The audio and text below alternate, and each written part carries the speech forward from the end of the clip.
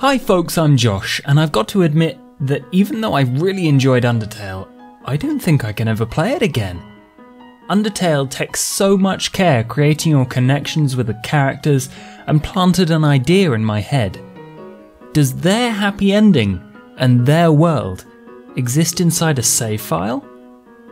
It did this by breaking the fourth wall, so I've brought along my friend SnomaN from SnomaN Gaming to help me explain. But first, this video contains spoilers for Undertale, so put it in your watch later list if you haven't played it, and then come back.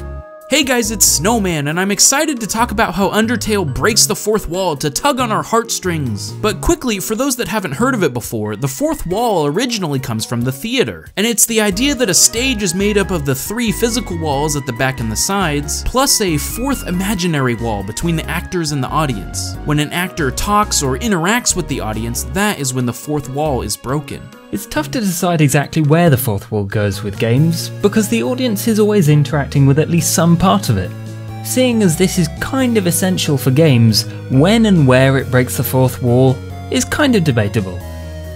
The most famous examples include the Psycho Mantis fight from Metal Gear Solid. It makes you switch the port your controller is plugged into so that the Psycho Mantis can't read your inputs. You seem to like The Legend of Zelda, don't you? On another occasion, it doesn't even tell you the radio frequency to contact one of the characters. You had to check the back of the CD box.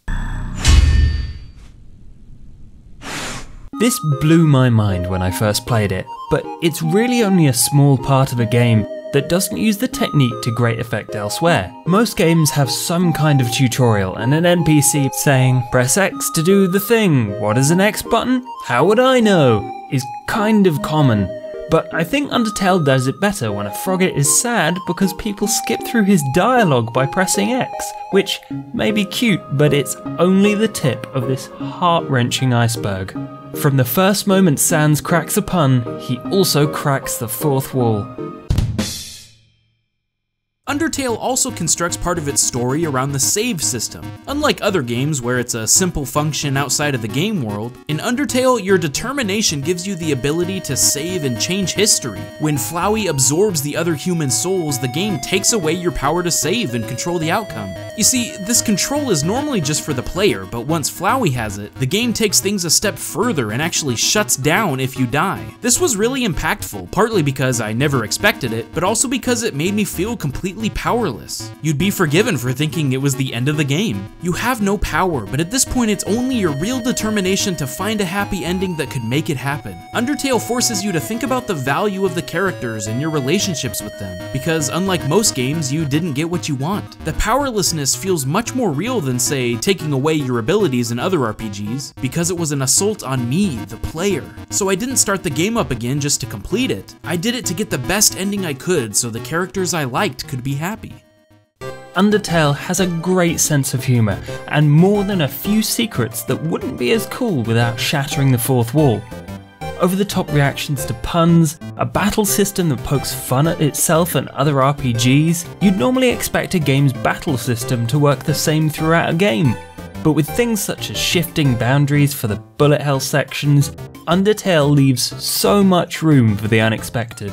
As an enemy builds up to their ultimate attack, it should do damage within the confines of that system, but a dog eating it instead comes completely from left field, or to the right if you're going to be technical about it.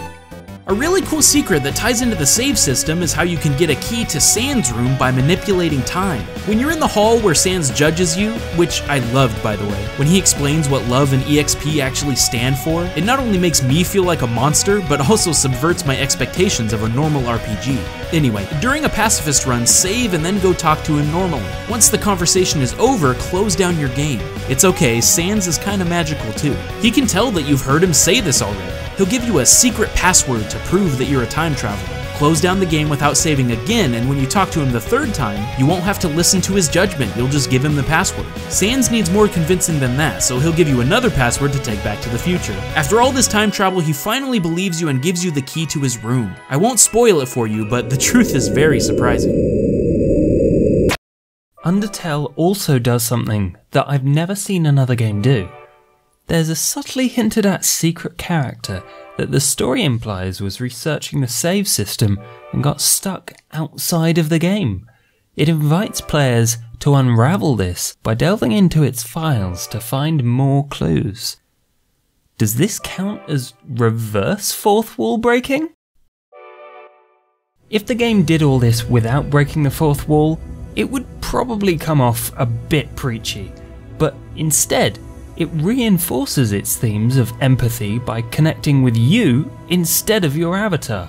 Earthbound is such a strong influence on the game, and it does the same thing to great effect during the final boss fight by calling directly to you to help out your characters. Undertale goes beyond that to make you think about your actions in the world and ask questions about why you're acting that way. It even accuses you and anyone watching during the evil route through the game. Does that count as double fourth wall breaking? Flowey asks you if all the pain you're causing is really worth it just to satisfy your curiosity. On top of all of this, and the final reason why I don't want to play Undertale ever again is because there's only one save slot. In the end, if you start a new game, your friendships you worked so hard for are erased. Do you really want to take that from them?